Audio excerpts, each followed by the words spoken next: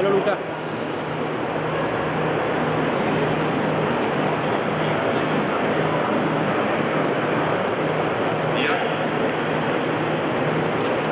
Allora abbiamo il coefficiente femminile che è il nostro a 20 Bello Luca.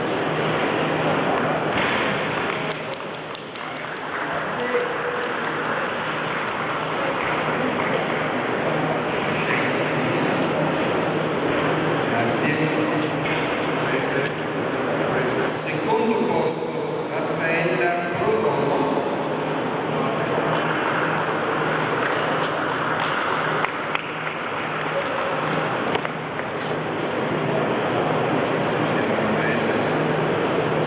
primo